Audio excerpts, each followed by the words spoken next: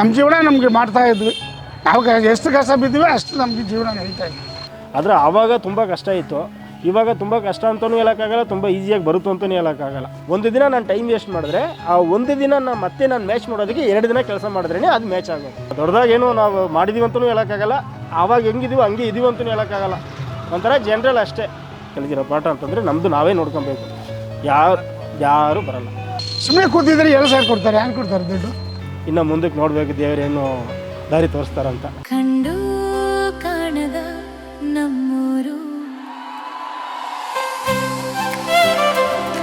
ಕಂಡು ಕಾಣದ ನಮ್ಮೂರು.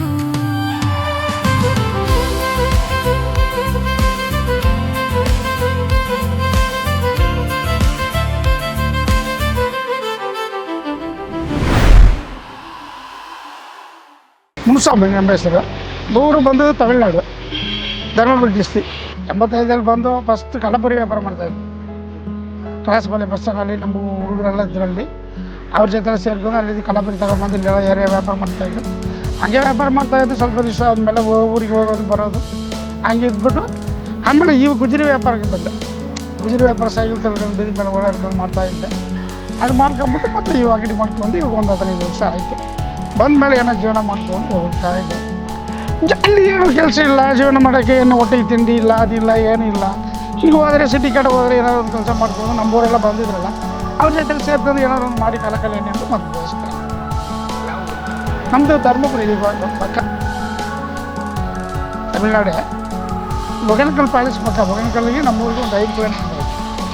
ಫಸ್ಟ್ ಸ್ಟಾರ್ಟ್ ಕಲಾಸಪಾಳ್ಯದಲ್ಲಿದ್ದೆ. ಕಲಾಸಪಾಳ್ಯ ಪೊಲೀಸ್ ಸ್ಟೇಷನ್ ಐತಿಲ್ಲ ಸರ್, ಅದು ಮುಂದೆ ಕಲಬುರಗಿ ಬಂಡಿಗಳೆಲ್ಲ ಇದೆ. ಅಲ್ಲಿ ಬಂದು ನಮ್ಮ ಹುಡುಗರೆಲ್ಲ ಒಂದು 10 ಜನ ಸೇರ್ಕೊಂಡು ಅಲ್ಲಿ ಎಲ್ಲ ಸಾಯಂಕಾಲದ ಬೆಳಗ್ಗೆ ಗಂಟೆ ವ್ಯಾಪಾರ ಮಾಡೋದು, ಇವೆಲ್ಲ ಬಂದು ವ್ಯಾಪಾರ ಮಾಡೋದು, ಸಾಯಂಕಾಲ ಅಲ್ಲೇ ಮಾಡ್ಕೊಳ್ಳೋದು, ಊಟ ಮಾಡೋದು. ಆ ಥರ ಮಾಡ್ಕೊಂಡು ಒಂದು 10 ವರ್ಷ ಹಂಗೆ ಇದ್ವಿ.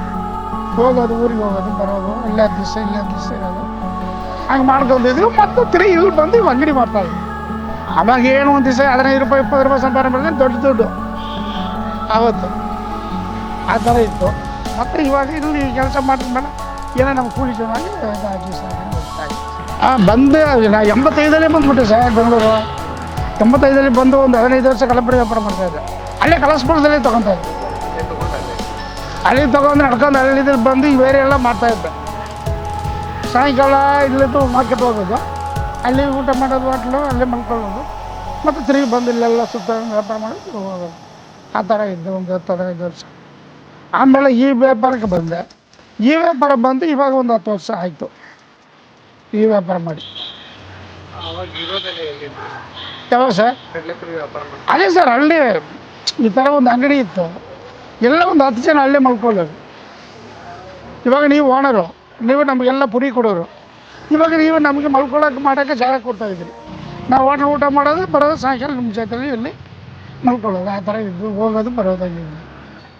ಆವತ್ತು ಒಂದು ತಿಂಗಳಿಗೆ ಒಂದು 300, 200, 250. ಈಗ ಸಂಪಾದನೆ ಮಾಡಿದ್ರೆ ಒಂದು 10 ದಿವಸ 15 ದಿವಸ ಇಲ್ಲಿ ಇದ್ರಿ, ಮತ್ತು ಊರಿಗೆ ಹೋಗ್ಬಿಡೋದು. ಅಲ್ಲಿ ಹೋದರೆ ಒಂದು 10 ದಿವಸ ಇರೋದು, ಮತ್ತು ತಿರುಗಿ ಇಲ್ಲಿ ಬರೋದು. ಆ ಥರ ಮಾಡ್ತಾಯಿದ್ವಿ. ಈ ಬಿಸ್ನೆಸ್ ಮಾಡಬೇಕಂದ್ರೆ ನಮ್ಮವರು ಎಲ್ಲ ಯಾರೋ ಇದ್ದರು, ಜಾಸ್ತಿ ಜನಗಳು ಇದ್ದರು. ಅವರ ಜೊತೆಯಲ್ಲಿ ನಾವು ಬಂದು ಮಾಡ್ತೀವಪ್ಪ ಅಂತ ಸೇರ್ಕೊಂಡು ಬಂದು ಮಾಡ್ಕೊಂಡು ಹಂಗೆ ಸ್ವಲ್ಪ ರೂಢಿ ಆದಮೇಲೆ ನಾವು ಒಂದು ಅಂಗಡಿ ಮಾಡೋಣ ಹಂಗೆ ಒಂದು ಐಡಿಯಾ ಬಂದು ಮಾಡ್ಕೊತೀವಿ ಅಷ್ಟೇ. ಇವಾಗ ಜೀವನ ಮಾಡ್ತಾಯಿದ್ವಿ, ಏನು ತೊಂದರೆ ಇಲ್ಲ, ಇದು ನಡೀತಾರೆ. ಮಕ್ಕಳು ಎಲ್ಲ ಇಲ್ಲೇ ಇದ್ದೀವಿ. ಮಕ್ಕಳೆಲ್ಲ ಸ್ಕೂಲ್ ಮೊಮ್ಮಕ್ಕಳೆಲ್ಲ ಇಲ್ಲಿ ಸ್ಕೂಲ್ ಸೇರಿಸಿದ್ವಿ.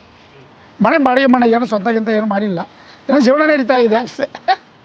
ಮೊಮ್ಮಕ್ಕಳು ಮಗ ಸೊಸೆ ಮೊಮ್ಮಕ್ಕಳು ಎಲ್ಲ ನಾವು ಜೊತೆಲೇ ಇದ್ವಿ. ಅಲ್ಲಿ ಊರಲ್ಲಿ ಏನು ಇಲ್ಲ ನಮಗೆ. ಅದರಿಂದ ಇಲ್ಲಿ ಬಂದವರು ಬಂದು ಇಲ್ಲಿ ಬಾಡಿಗೆ ಮನೆ ಮಾಡ್ಕೊಂಡು ಇಲ್ಲಿ ಮಾಡೋದು. ಮತ್ತು ಯಾವುದಾದ್ರು ಒಂದು ತೊಂದರೆ ಇದ್ದರೆ ಊರಿಗೆ ಹೋಗೋದು ಬರೋದು, ಹಿಂಗೆ ಹೋಗೋದು ಬರೋದು ಹಂಗಿದ್ವಿ. ಮಕ್ಕಳು ಬಂದು ನನ್ನ ಮಗ ಒಬ್ಬನು, ಹೆಣ್ಮಗು ಒಂದು, ಇಬ್ಬರಿಗೆ ಮದುವೆ ಆಯಿತು. ಮೊಮ್ಮಕ್ಕಳು ಇಬ್ಬರು ಇಲ್ಲಿ ಸ್ಕೂಲ್ ಇಲ್ಲಿ ಸೇರಿಸಿದ್ವಿ. ಹಾಂ ಸರ್. ಹಾಂ, ಏನೋ ಸ್ವಲ್ಪ ಮಗ ಲೈನ್ ಮಾಡಿ ಬರ್ತಾವನೆ. ಯಾರೋ ಕರೆದ್ರೆ ಹೋಗೋದು ಬರೋದು ಎತ್ಕೊಂಬರ್ತಾನೆ. ನಾವು ಇಲ್ಲಿ ಕೂತ್ಕೊಂಡು ಏನೋ ಮಾಡ್ತಾಯಿದ್ವಿ. ಎಲ್ಲ ಜೀವನ ನಡೀತಾ ಇದೆ. ಬೆಂಗಳೂರು ಏನು ಇಲ್ಲಿ ಬರ್ದಿದ್ರೆ ಊಟನೇ ಇಲ್ಲ ಸರ್, ಆ ಥರ ಇದೆ. ಅದಕ್ಕೆ ಇಲ್ಲಿ ಬಂದ್ವಿ.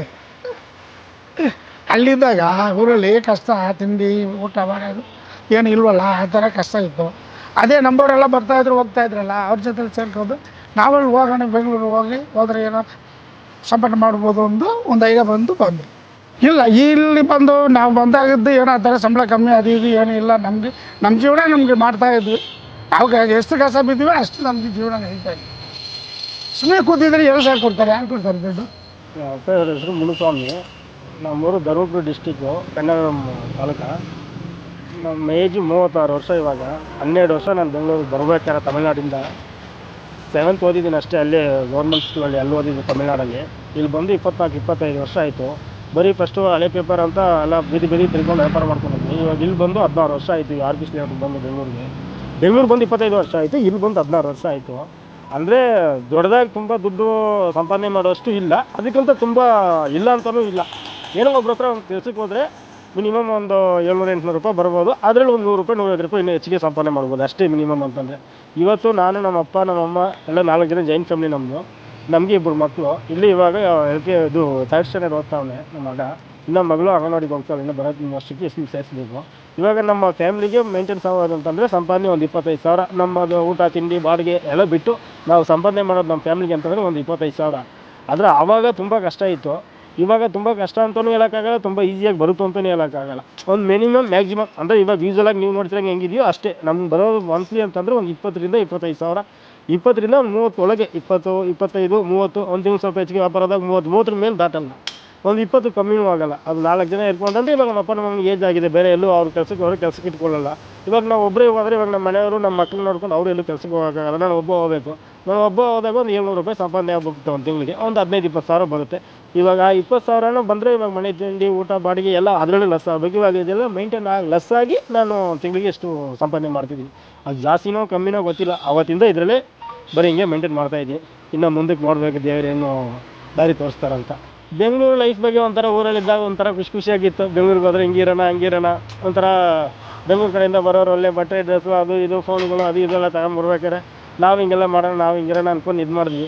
ಇಲ್ಲಿ ಬಂದು ನೋಡಿದಾಗ ಒಂದಕ್ಕಿದ್ರೆ ಒಂದಕ್ಕಿಲ್ಲ. ಕರೆಂಟ್ ಬಿಲ್ಲು, ನೀರು ಬಿಲ್ಲು, ಗ್ಯಾಸ್ ಸಿಲಿಂಡ್ರು, ಮನೆ ಬಾಡಿಗೆ, ಅಂಗಡಿ ಬಾಡಿಗೆ, ಮಂತ್ಲಿ ರೀಚಾರ್ಜು, ಮತ್ತು ಮಕ್ಕಳು tuition fees, school fees, EMI ಅಂಥದ್ದು ಇಂಥದ್ದು ಅದೆಲ್ಲ ಲೆಕ್ಕ ಹಾಕಿ ನೋಡಿದಾಗ ಇದೇ ಒಂಥರ ಕನಸ್ಕೊಂಡಾಗ ಆಗ್ಬಿಟ್ಟೈತೆ.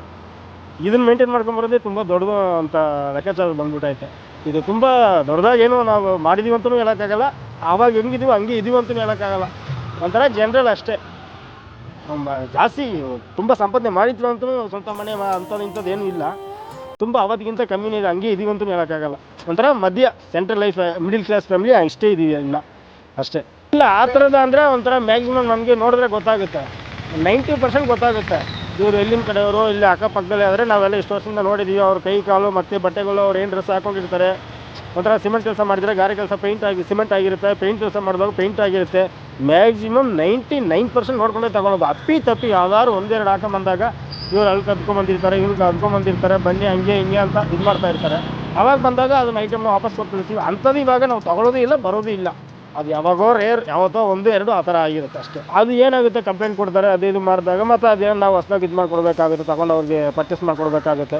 ಇವಾಗ ಹೊಸದು ಅವ್ರು ತಂದಾಕಿರ್ತಾರೆ ಅಂತಂದರೆ ಅದನ್ನು ತೊಗೊಂಬಂದಿದ್ರೆ ಇವಾಗ ಅವ್ರಿಗೆ ಕಳ್ಳರಂಗೆ ಹಿಡ್ಕೊಂಡು ಹೊಡೆದಾಗ ಮತ್ತು ನಾವು ಅದನ್ನು ಏನಾಗುತ್ತೆ ಅದನ್ನು ನಾವು ಅವ್ರಿಗೆ ಇದು ಮಾಡಿಕೊಂಡು ಸರಿ ಸರ್ ಇದು ತಪ್ಪಾಗಿದೆ, ನಾವು ತೊಗೊಂಡಿದ್ದೀವಿ, ನನಗೆ ಗೊತ್ತಿಲ್ಲ ಅದು ಅಂತ. ಅವಾಗದು 15-20 ವರ್ಷದ ಮುಂಚೆ. ಇವಾಗೆಲ್ಲ ನಮಗೆ ಅವಾಗ ಗೊತ್ತಿಲ್ಲದ ಕೆಲಸ ಬಗ್ಗೆ ಗೊತ್ತೇ ಇರೋಲ್ಲ. ಆ ಟೈಮಲ್ಲಿ ಆ ಥರ ಆಗಿರುತ್ತೆ. ಇವಾಗೆಲ್ಲ ಗೊತ್ತಿದ್ದಾಗ 99% ಆ ಥರ ತೊಗೊಳ್ಳೋದು ಇಲ್ಲ, ಆ ಥರ ಆಗೋದು ಇಲ್ಲ. ಅವಾಗ ಆ ಥರ ಆಗಿರುತ್ತೆ. ಮತ್ತು ನಾವು ಕೆಲಸ ಮಾಡ್ತಿದ್ದೀವಲ್ಲ ಆ ಓನರ್ ಹತ್ರ ಸುಮಾರು ನಾನು ಬರ್ಬೇಕಾದ್ರೆ 50 ರೂಪಾಯಿ ಒಂದು ಸಂಪಾದನೆ.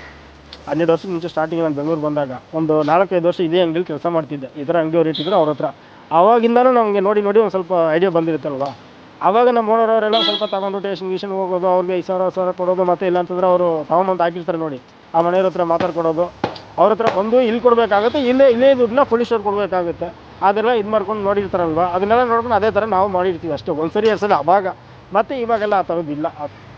ಇವಾಗೆಲ್ಲ ಬರೀ ಎಲ್ಲ ಕಡೆ ಕ್ಯಾಮ್ರಾ ಆದಮೇಲೆ ತುಂಬ ಒಂಥರ ಸೇಫ್. ತರೋರು ಆ ಥರ ತೊಗೊಂಬರಲ್ಲ, ಯಾಕಂದರೆ ಕ್ಯಾಮ್ರಾ ಇರುತ್ತೆ ಎಲ್ಲ ಮನೆಗಳು, ರೋಡ್ಗಳಿಗೆ, ಬೀದಿ. ಆವಾಗೆಲ್ಲ ಕ್ಯಾಮ್ರಾಗಳಿರಲ್ಲ, ಅವಾಗ ಆಗಿದ್ದದು.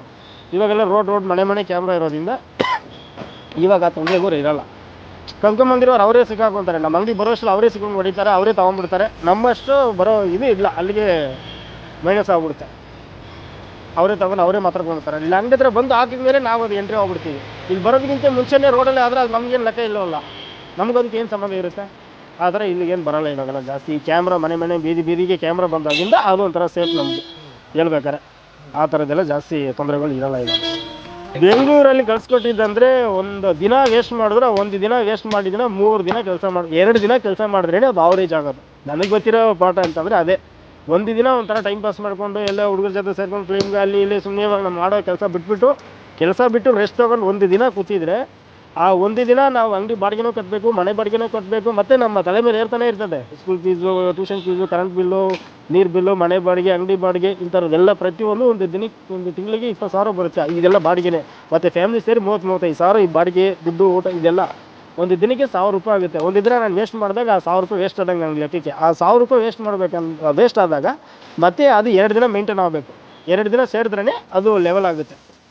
ಒಂದು ದಿನ ನಾನು ಟೈಮ್ ವೇಸ್ಟ್ ಮಾಡಿದ್ರೆ, ಆ ಒಂದು ದಿನ ನಾನು ಮ್ಯಾಚ್ ಮಾಡೋದಕ್ಕೆ 2 ದಿನ ಕೆಲಸ ಮಾಡಿದ್ರೇ ಅದು ಮ್ಯಾಚ್ ಆಗೋದು. ಅಷ್ಟೇ ನನಗೆ ಗೊತ್ತಿರೋದು. ಸಿಂಪಲಾಗಿ ಹೇಳ್ಬೇಕಾದ್ರೆ ಒಂದೇ ನನಗೆ ಗೊತ್ತಿರೋ ಪಾಠ ಅಂತಂದರೆ ಅದೇನು ಅಂದರೆ. ಇನ್ನೊಂದು ಏನಂತಂದರೆ, ಇವು ಹಳ್ಳಿಗಳ ಕಡೆಗೆ ವಿಲೇಜ್ಗಳ ಕಡೆಗೆ ಇರೋ ಒಂದೇ ಒಂದು ಪ್ಲಸ್ ಪಾಯಿಂಟ್ ಏನಂತಂದರೆ, ಇವಾಗ ಹಳ್ಳಿಗಳ ಕಡೆ ಅಂತಂದರೆ ಏನೋ ಒಂದು ಜಗಳ ಅದು ಇದು ಅಂತಂದರೆ ಸಪೋರ್ಟ್ಗೆ ಬರ್ತಾರೆ. ಇಲ್ಲಿ ಯಾವ ಸಪೋರ್ಟ್ಗೆ ಯಾರೂ ಬರೋಲ್ಲ. ಅಕ್ಕಪಕ್ಕ ಏನೇ ನಡೆದ್ರು ಅವ್ರ ಪಾಡಿಗೆ ಅವ್ರು ಹೋಗ್ತಾ ಇರ್ತಾರೆ.